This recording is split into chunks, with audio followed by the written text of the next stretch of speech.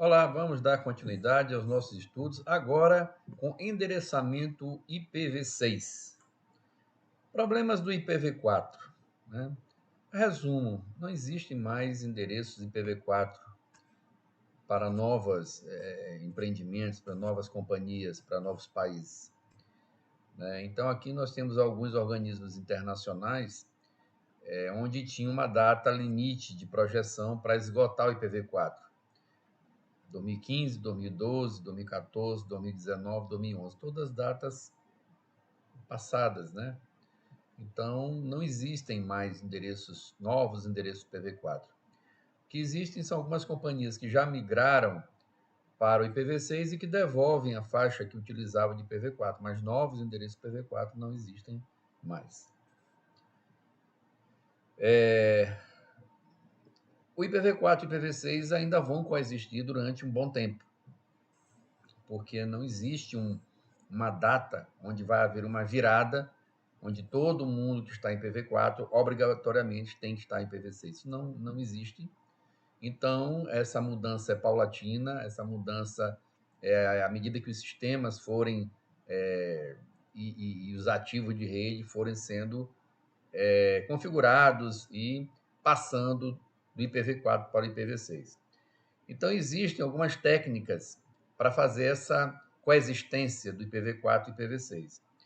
A primeira delas, e a mais recomendada pelos normativos, né, pelos organismos que estão responsáveis pelo IPv4 e pelo IPv6, é a pilha dupla. A pilha dupla basicamente é o quê? É um todo e qualquer equipamento vai ter a configuração do IPv4 e do IPv6. À medida que o IPv4 for deixando de usar, o IPv6 já está instalado. Essa é a ideia. Pilha dupla é, por exemplo, um rosto, um micro, um notebook, ele vai ter os dois endereços, IPv4 e IPv6. Ok? Temos também o tunelamento, que seria, por exemplo, duas redes IPv6 conectando-se através de um túnel que ainda seja IPv4, né? E esse túnel você teria a configuração para o tráfego do IPv6. E a conversão seria, por exemplo, uma rede totalmente IPv6 e uma outra totalmente IPv4. Teria aqui um roteador operando, às vezes, de um NAT 64, traduzindo endereço IPv6 para IPv4 e vice-versa. Tá? Mas, como eu falei, o que prevalece é justamente a pilha dupla. A ideia da pilha dupla é a mais recomendada. Muito bem. Representação do endereço IPv6. Né? O endereço IPv6 eles são 128 bits. Né?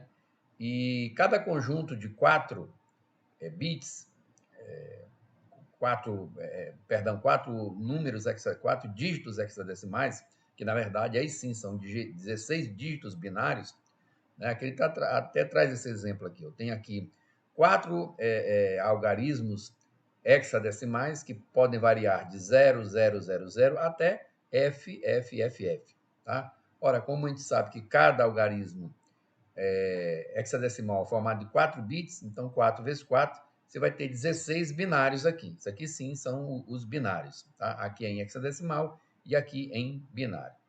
Muito bem. Um conjunto no IPv4 é chamado de octeto, né? Eram 4 octetos, são 4 octetos. E o nome não é oficial, mas está sendo chamado aqui nesse currículo por hexteto, né? Muito bem. Formato dos números, né? IPv6. Bom, aqui eu tenho alguns exemplos de formato de números IPv6. Se eu observar, né, é bem complicado de você se referir. Né? Qual é o seu endereço IPv6? Aí você tem como resposta alguma coisa como isso aqui, né? 2001, 0DB8, 0000011, etc., como está mostrado aqui. Então, existem algumas regras para facilitar esse manuseio, digamos assim, de endereços IPv6. A primeira regra é omitir zeros à esquerda. O que é esse omitir zeros à esquerda? Tá? Vamos observar aqui. Eu tenho aqui 2001, 0DB8, 0000, 111, outro conjunto de zeros, 0200. Então, Como ele diz aqui, que é omitir zeros à esquerda, é a primeira regra, olha como ficaria essa representação. Nenhum zero à esquerda. 2001, pronto, suprimiu este zero. 4 zeros, suprimiu os 3, ficou só 1. Todos aqui preenchidos com uns, a mesma coisa. 4 zeros ficou só um zero, 4 zeros ficou só um zero, 4 zeros ficou só um zero, e aqui, que era 0 dos 200, ficou só 200. Então, já dá uma diminuída bem interessante. E aqui nós temos outros casos.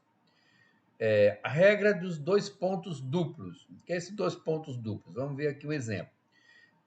Então, você observa aqui, esse aqui, 2001, 0db8, 00000, 3 cadeias de 0, 0200. Então, se a gente comprimir os espaços, né, vamos observar aqui, 2001 tirou aqui esse 0 à esquerda, tirou aqui esses 3 0 à esquerda, 1, e suprimiu essa cadeia toda de zeros, 2 pontos, suprimiu 0 à esquerda, 200. Ora, como é que ficaria isso? 2001, db8, 0, 1, e aí os dois pontos. Esses dois pontos representam toda essa quantidade de zeros nesses 3 hextetos, tá?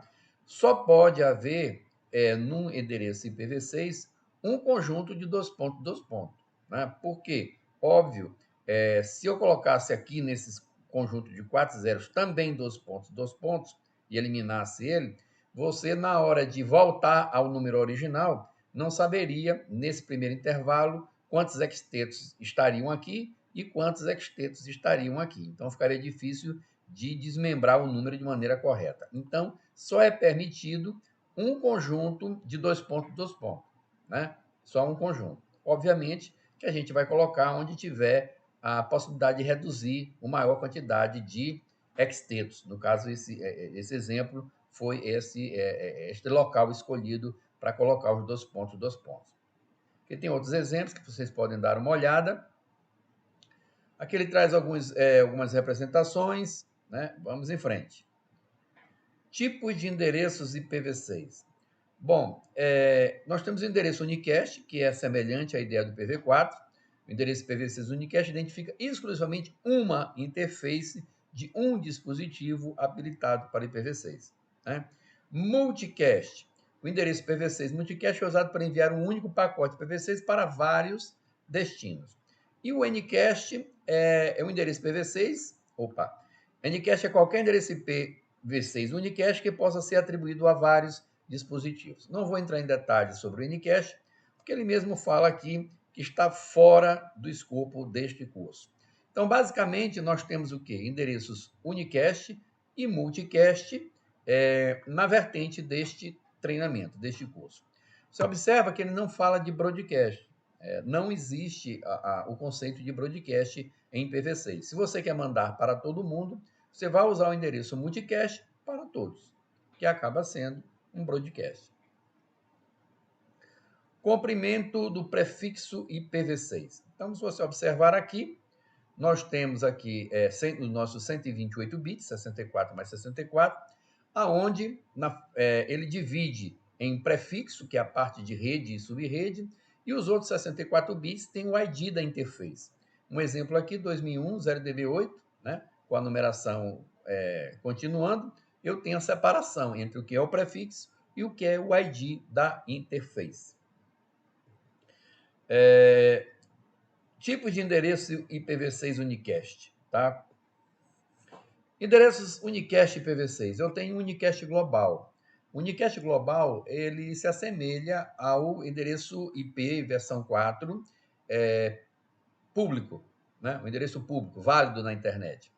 O de link local, ele tem importância apenas no segmento local e toda máquina configurada com IPv6 vai ter um endereço, pode ter um endereço unicast global, mas obrigatoriamente sempre terá um link local. Tá? Loopback, o endereço é 2.2.1/128, é um único endereço, né? Lembrando que no IPv4 você tem toda uma faixa de uma rede, para que a 127.0.0 normalmente se utiliza o 1, mas não é só esse 1, é toda a rede 127, e no IPv6 é apenas um endereço de loopback, que é o 2.2.1/128. O endereço não especificado é dois pontos, enquanto ele aguarda a definição e a máquina que está sendo configurada com IPv6, enquanto ela identifica qual vai ser o endereço IP que ela vai assumir e atribuir à sua interface. Local exclusivo não vai ser explorado aqui neste curso, e o IPv4 embutido seria um IPv4 encapsulado dentro de um endereço IPv6. Muito bem. Então, o que nós vamos mais tratar é o endereço unicast global e o endereço de link local, que são os dois obrigatórios para cada interface, né? O link local, sim, né? E o global unicast endereço, que ele diz aqui que é semelhante ao IP público, né? São endereços de internet roteáveis. Aqui ele fala sobre o endereço local exclusivo, que é aquele intervalo que eu falei que eu não vou comentar, porque realmente aqui ele entra em poucos detalhes, não é o foco do nosso treinamento aqui no momento. O endereço único global IPv6, né? Hoje ele está sendo utilizado 1/8 de todos os endereços possíveis, tá? E ele começa sempre com o 001, né? Então vai dar aqui, nesse primeiro octeto, vai dar o 2, os outros zerados vai dar aqui 2000. Até quando eu variar os demais, vai ficar aqui 3, né? 1 e 2, 3, e o restante FFF. Então, essa é a faixa de gama de endereços que representa 1/8 da totalidade dos endereços possíveis IPv6 para os endereços globais que estão sendo distribuídos pelos organismos que controlam a distribuição de endereços IPv6. Ok? Muito bem. Ele chama atenção aqui para o endereço 2001-0DB8/32. Né? Esse endereço ele foi reservado para fins de documentação, incluindo em exemplos. Então, você vai ver muito esse endereço aqui, 2001-0DB8, quando a gente estiver tratando de laboratórios, estiver tratando de testes, estiver tratando de ensaios. Tá? No IPv4 não existia um endereço específico, uma rede específica para fazer testes. Então, quando você queria usar o endereço público, você ia usar o endereço público para fazer algum teste que alguém estava usando em algum lugar no mundo. Aqui não. Esse 2001-DB8/32, 2.2.32, ele é exclusivo para ambientes de laboratório, embora seja um endereço global também. Muito bem. O que nós temos aqui que ele fala? Desses 64 bits iniciais, dos 48 é o prefixo global de roteamento e 16 bits é o ID da subrede. Então, o endereço IPv6 ele teve uma preocupação de deixar já uma área, uma quantidade de bits, esses 16, que vão tratar justamente das subredes. Tá? No IPv4, a gente se lembra que a gente tem que tomar bits emprestados da área de host. Aqui eu tenho a interface, a ID da interface, que é a área de host, tinha que tomar emprestado, obrigatoriamente, tomar emprestado para criar subredes, no IPv4. Tomar emprestado. No IPv6 isso não é necessário, embora possa ser feito. Então eu tenho aqui 64 bits, 48 para o prefixo global de roteamento e 16 só para criar subredes. Tá? Não é interessante, embora possa, não é interessante você tomar partes do ID da interface do host para criar subrede, já que não há essa necessidade, já que você tem uma área exclusiva para a criação de subrede. Já foi pensado assim, o nascedouro do IPv6 já nasceu pensando justamente nas subredes, ok? Muito bem. Estrutura, eu já comentei, vamos em frente. O IPv6 é o endereço de link local, né? Address link local, tá? Então, o endereço de link local, pessoal, vou mostrar esse gráfico mais fácil, ele é um endereço que ele não é roteável, tá? Ele não é roteável, ele, por não ser roteável, ele pode se repetir por vários segmentos na mesma rede local, ou seja, eu posso repetir esse endereço nas outras interfaces do roteador, porque ele só tem importância local, ok? Então, ele sempre começa de FE80, né? Vamos observar aqui, ó. Eu tenho aqui o intervalo, e vai mostrar o intervalo bem aqui. O intervalo de F80 2.2.10, que indica os números binários, né? Então, eu tenho aqui um exteto que vai de FE80 até FEBF. É intervalo para os links locais, ok? Então, onde é que ele é usado, o endereço de link local? Mensagem de protocolo de roteamento, né, que fica trocando entre os vizinhos, uma solicitação de uma máquina para um default gate, a porta do roteador, que liga o segmento é o default gate. Então, são alguns exemplos do que é utilizado, por exemplo, o endereço de link local, né? Troca de mensagem de protocolo de roteamento e chegar, né, identificar mais facilmente o default gate de uma rede. Há duas maneiras que você pode obter o endereço de link lógico. Estaticamente, como? Você entrando, fazendo a configuração como se fosse um IP, né? Normalmente só dizendo que ele é de link local. Ou dinamicamente, né? Isso através, por exemplo, do processo EUI, né? Que a gente vai ver que é justamente utilizando o endereço MAC do cliente com alguns bits adicionais e algumas inversões de bits também. Ok? Vamos em frente.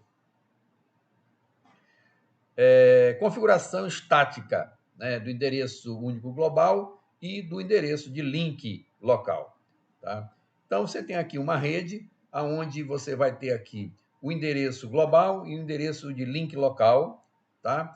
E ele vai demonstrar aqui essas configurações.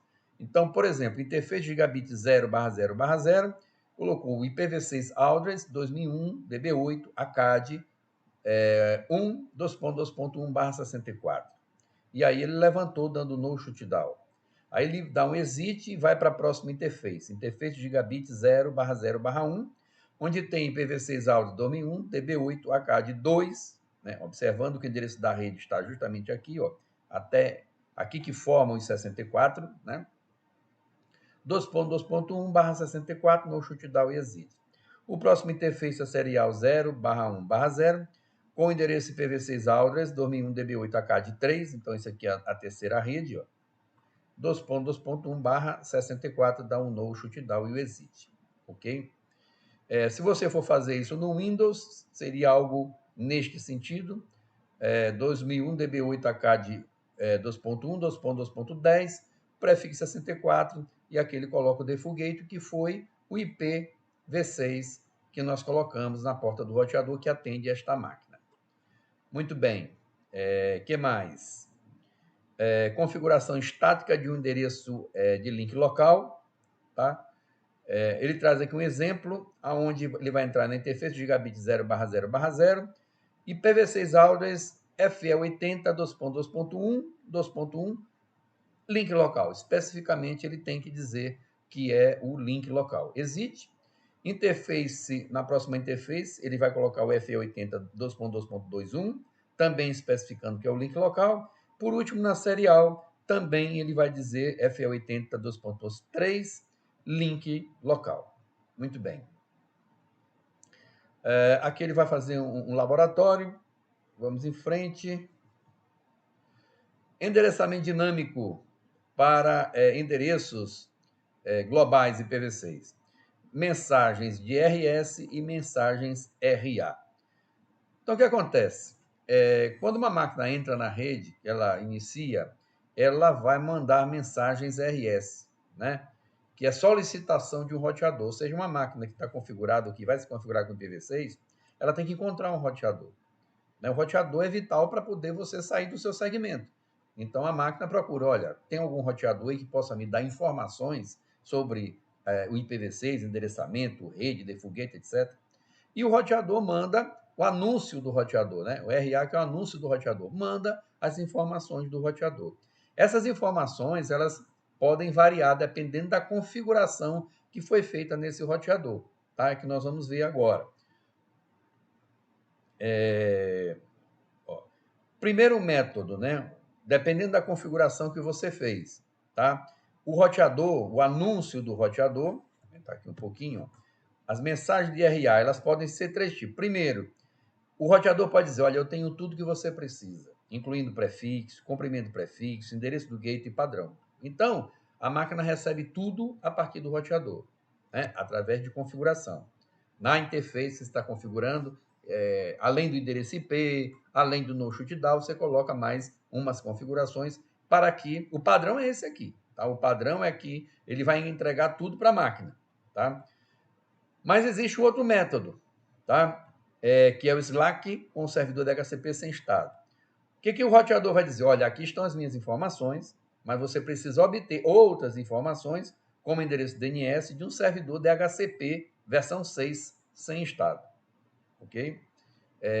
O que é um servidor DHCP sem estado? É que ele não vai controlar o endereço IP para quem foi entregue. Eu entreguei endereço IP para a máquina A, outro endereço IP para a máquina X. Não. Ele simplesmente entrega a informação que foi solicitada, mas não controla quem está recebendo essas informações. Método 3, DHCP com estado. Né? O que o roteador vai dizer? Olha, posso dar-te o seu endereço de default. Mas você precisa pedir ao servidor DHCP com estado todas as outras informações. Aí sim, com estado, o DHCP vai se comportar muito próximo do DHCP na versão 4. Ele entrega para quem ele entregou, através do MAC e tal, etc. Tá? Lembrando que o default é o método 1. O roteador entrega todas as informações. Ok? Muito bem. Aqui ele fala sobre o primeiro método, né, que é justamente esses comentários que eu fiz. Tá? Aqui nessa figura, a máquina, o anúncio do roteador já envia todas as informações e a máquina ela recebe as informações e gera o seu próprio endereço de host. Porque do roteador ela vai receber o quê? O default gateway, a máscara, né, que é o caso /24, /64, né? Aqui nesse caso, nesse exemplo. Então, de posse disso, ela vai gerar o seu endereço desse host. E esse endereço desse host, basicamente, ele pode ser criado através do endereço MAC, que vai sofrer algumas alterações, que nós vamos ver já já, ou pode gerar um número aleatório. Lembra que o endereço aqui, eu tenho o prefixo e tenho o ID da interface. Então, esse prefixo, ele recebe do roteador. Mas esse ID da interface é gerado aleatoriamente, né? Um número aleatório de 64 bits, ou ele pega o endereço, o MAC da máquina, o MAC desta própria interface, né, da interface dessa máquina, e gera com 64 bits a partir de um procedimento que nós vamos ver já no próximo slide. Ok? Então é isso. Recebe o anúncio do roteador, vem o prefixo e o ID da interface ele gera automaticamente. Muito bem. Quando ele é a opção 2, ele precisa de um DHCP versão 6 sem estado, o que acontece? Ele solicita ao roteador uma mensagem, o roteador envia, ele dá o endereço do default gateway, mas ele diz, olha, outras informações você tem que solicitar ao servidor DHCP versão 6 sem estado. Então, entra mais um agente aqui nesse tipo de configuração. E o DHCP com estado, a aparência é muito do trâmite das informações é muito similar ao anterior, só que o roteador está dizendo, olha, você tem que buscar as informações todas com o DHCP versão 6. Né? Na anterior, sem estado, ele ainda entrega alguma informação, mas com o estado, o DHCP assume todo o papel. Ok? Muito bem, o que mais? Processo ou gerado aleatoriamente, que era o que eu falei para vocês. Então, o que acontece? Quando uma máquina recebe do roteador um prefixo, ela precisa criar, né? Ela precisa criar através do processo EUI64 ou aleatório de 64 bits, o número que vai compor o endereço do host. Junto com o prefixo, monta o endereço IPv6 dessa máquina. Ok? E como é que ele faz isso, né? Basicamente, o que acontece? Se for pelo processo EUI64, esse endereço aqui em cima que ele está mostrando é o endereço da placa Ethernet, dessa interface que vai receber o IP. O que ele faz? Literalmente, ele abre esse endereço no meio, em formato binário, abre bem na parte central, ou seja, 24 para um lado, 24 para o outro, e insere esse conjunto de caracteres que são fixos. Né? Se você observar aqui, em hexadecimal vai ser FFFE. Então, ele coloca esse conjunto de bits fixos, tá? Além do que, ele vai pegar o sétimo bit deste octeto aqui, ou deste hexteto, perdão, né? Aqui eu tenho o primeiro, segundo, terceiro, quarto, quinto, sexto e sétimo, tá? O que ele faz? Ele inverte. Aqui está 0, vai passar 1. Se fosse 1, passava 0. E com isso ele monta o endereço. Vai ficar FE, 99, tal, FE, como eu falei, e aqui continua igual. Então, observa que 75C é 0, 75C é 0, 47, 47, 99, 99. FC, como alterou esse bit, ficou FE. Tá? Isso é usando o processo EUI 64. Muito bem. Acontece que alguns sistemas operacionais entendem que seria uma forma de você estar trafegando pela rede o endereço MAC da máquina e poderia dar algum nível de comprometer a segurança e tal. Então, eles preferiram, e está na norma, e permite a norma que faça isso, gerar esse endereço aleatoriamente. Ou seja, ele pega esses 64 bits e gera aleatoriamente para formar o endereço da rede. Aqui no caso, por exemplo, o Windows, o Windows nas versões da versão Windows 10 para cá, ele até fala aqui direitinho quais são as versões. Aqui, o Windows XP e os sistemas Windows anteriores usavam o EUI 64. Então, as versões mais novas do Windows já geram aleatoriamente, não adotam o processo de pegar o endereço MAC e fazer aquele processo, não. Ok? E os roteadores Cisco? Eles fazem o processo EUI 64, tá? Muito bem. Aqui ele faz uma verificação. Endereçamento dinâmico para o endereço de link local no IPv6, tá?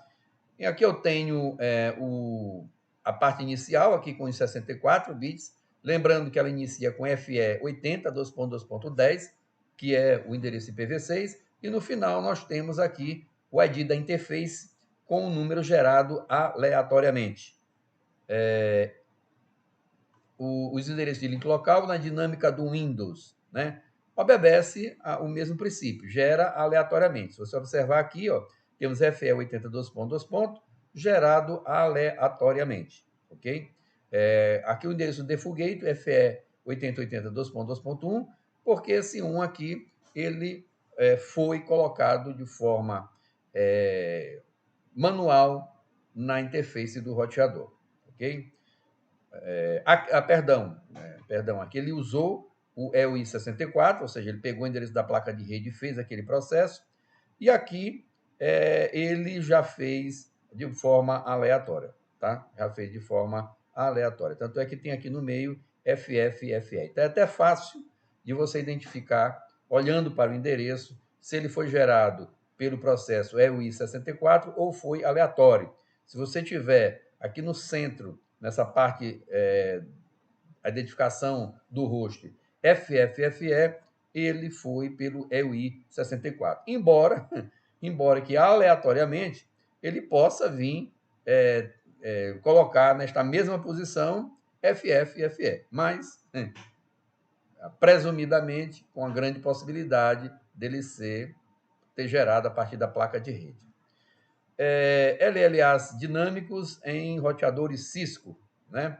Então, você observa aqui, eu tenho a placa, o endereço da placa de rede, o MAC da placa dessa interface gigabit 0/0/0.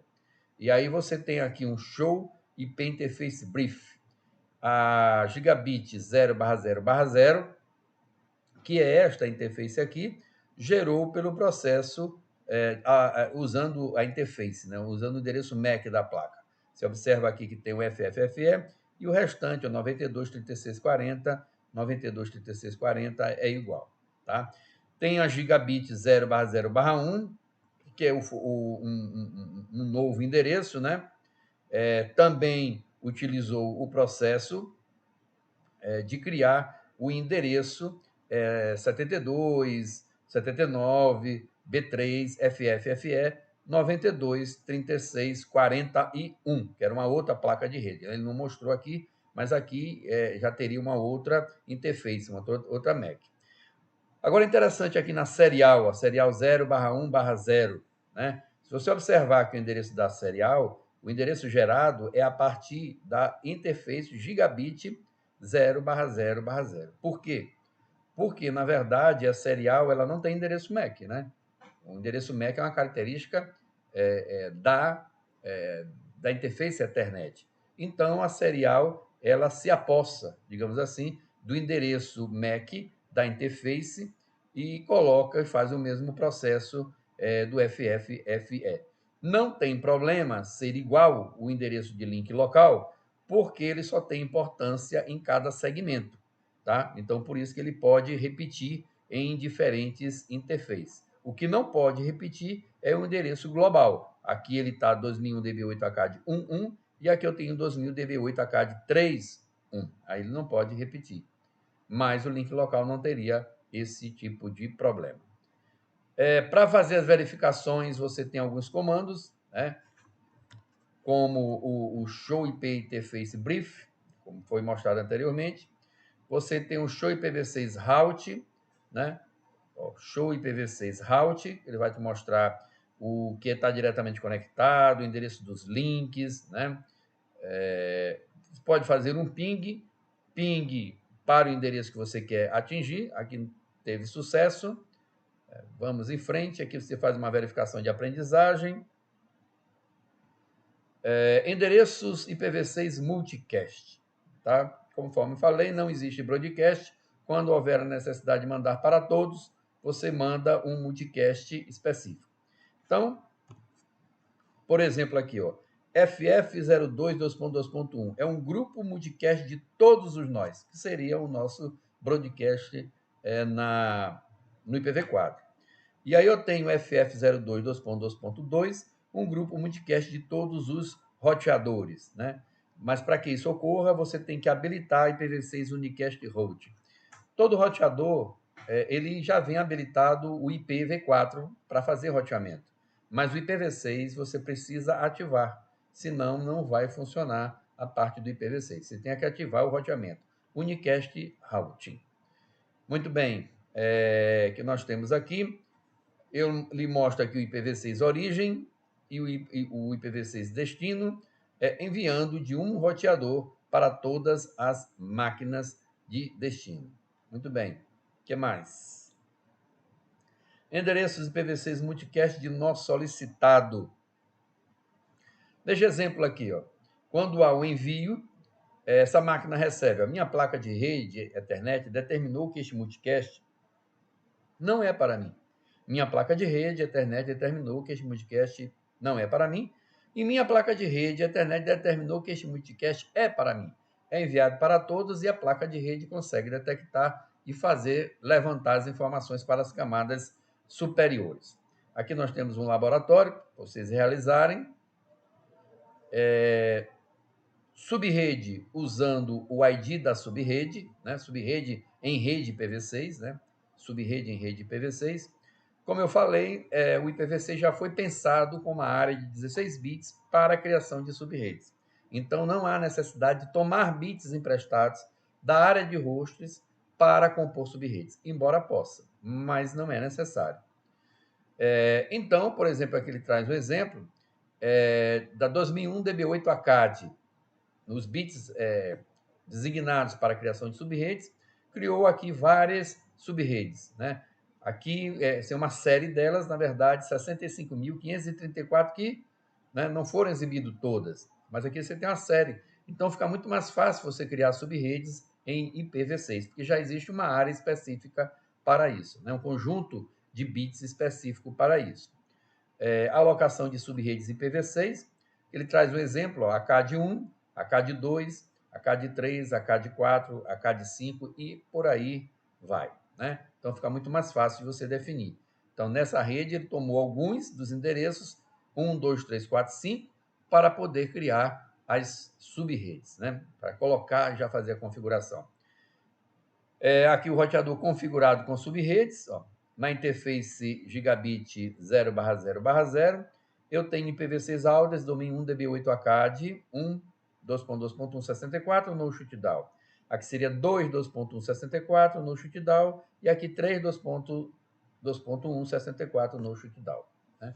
tranquilamente, sem maiores problemas. Aqui uma verificação. Chegamos aqui ao nosso final. Até um próximo momento.